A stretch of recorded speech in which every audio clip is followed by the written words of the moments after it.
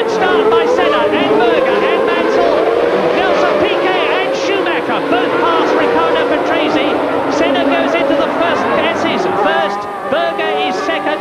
Through goes Nigel Mansell in third position. Nelson Piquet is in fourth place. And then it is all grey mist. Now they go up to the right-hander at Wakefield turn. This is it. And Schumacher is coming up fast, and so is Nelson Piquet, but it is Senna leading and building a lead. Senna then. Ayrton Senna, in his outstanding career, has already won 32. Now, if he does much more of that, and he did one of those in practice and caught it, and that shows you how superlative the reflexes of these Grand Prix drivers are. Gerhard Berger has spun.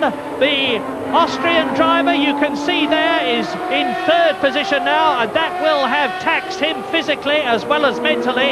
So Nigel Mansell has got just Ayrton Senna. The two top men in the championship of 1991 are already starting to fight it out in Australia. And Mansell right there. Now this is really difficult. What Nigel Mansell's doing now, he's having to pretty much guess where he is. He has virtually no visibility at all. He's doing this literally from memory of the track. And you will have noticed I have not mentioned the name of Alesi. What about Mansell? He's going for it. He's right up alongside, and that's possibly the reason that that's the Jack Brabham straight. On the left is Larini's car. On the right is Alesi's Ferrari, it looks like, and that's why the French Sicilian has disappeared. There's a spinner. I saw somebody spinning, and I can see the marshal's flags waving in the background. I wonder... Well, let's see. Could it have been Mansell? Yes, it is. Nigel Mansell has spun out of the Australian Grand Prix, and that is the end of his race, and possibly that was the cause of it. Michele Alboreto, well... And I really think that this isn't a proper race anymore. Senna's waving there. Senna waving to the people on the start-finish line, and he's calling... Berger out. Berger off the course, into the wall, stalled engine, and Senna is now getting very agitated indeed. Stop the race, he's saying. Red flag is out, red flag out. Red flag on the start-finish line, so the race has been stopped. I don't think that was a race, first of all, because it was just a matter of staying on the circuit, and was not a point to try to go quick at all, and it was impossible. We had a race, very bad one here a couple of years ago, and then was impossible, and today was even worse. There was even more water on the back straight, and you could see that all cars were flying away, flying off, hitting the wall, and surely if I was in the lead I had a little more visibility and I could take my time to make sure I would stay on the circuit, but it was just one of those things. I managed to stay on the circuit, but it wasn't a race at all.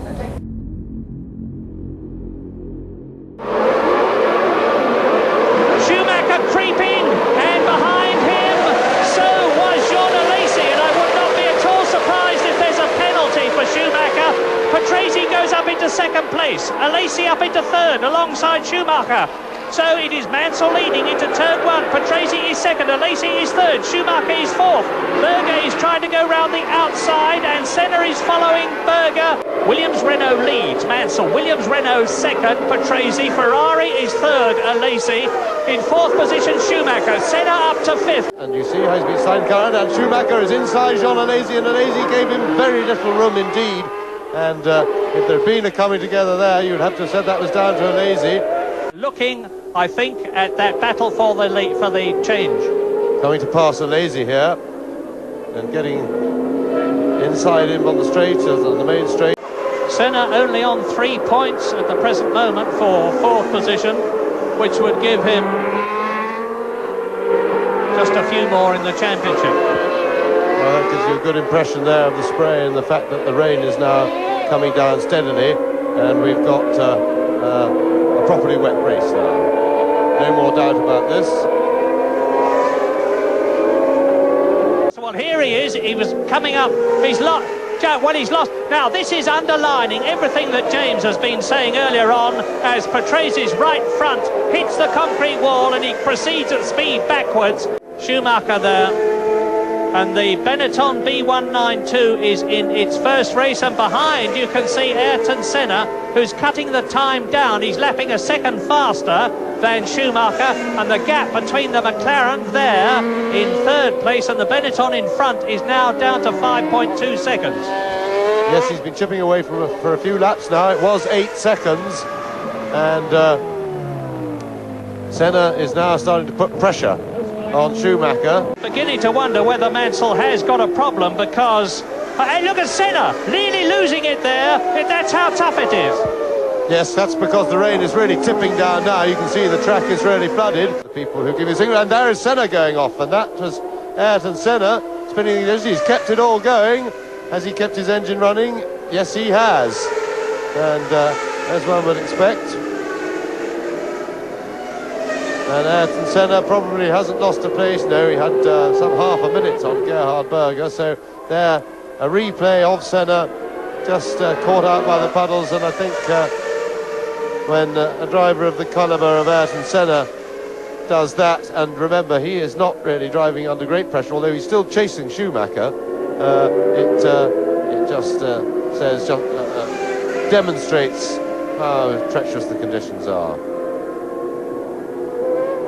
Senna allowed the car to run then, didn't hit the brakes, and that took it out of the sand trap, and that was clever driving. And aware at all times, even when going backwards, and that's what you have to be. And Senna's pursuit of Schumacher is all over. He lost 10 seconds in that drama, and in fact he was only some 4 seconds behind. And Alesi is putting in a tremendous charge to try and catch Senna. He is now 7 seconds behind, and for instance, he pulled some 6 seconds off Senna on the last lap, and at that rate, he has an outside chance of catching him and having a go, because we saw how easily he was able to get past Gerhard Berger. Remember, he's got markedly more grip, courtesy of that fresh set of tyres he took on board halfway through the race, and this would indeed give us something to shout about at the end of the race, a dramatic finish. Senna out of the Spanish Grand Prix, and that has made his World Championship chances more than fraught.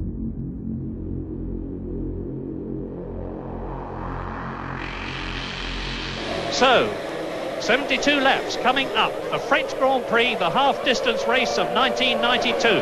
Go, and out sprints Michael Schumacher, and Patrese noses ahead of Nigel Mansell.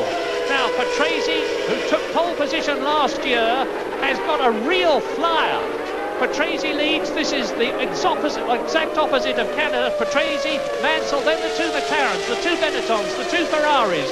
One of the Lotuses has dropped back, but it's Patrese, Mansell, Berger ahead of Senna, and Schumacher challenging Ayrton Senna in the McLaren as they come up to the opening hairpin, and there's a contact there. Who is it? It's Schumacher. And who is he hit? It's Senna. And now they're filtering their way round. Are they going to stop the race? On the first lap, at the hairpin bend, Schumacher and Senna seemingly out, and that is one of the LaRousse cars. I suspect it's Bertrand Gachot, and I'm pretty sure the race will not be stopped. Now we're with Schumacher, and you can see he hits Ayrton Senna as the Brazilian turns in. Well, sensational development on the first lap of the French Grand Prix.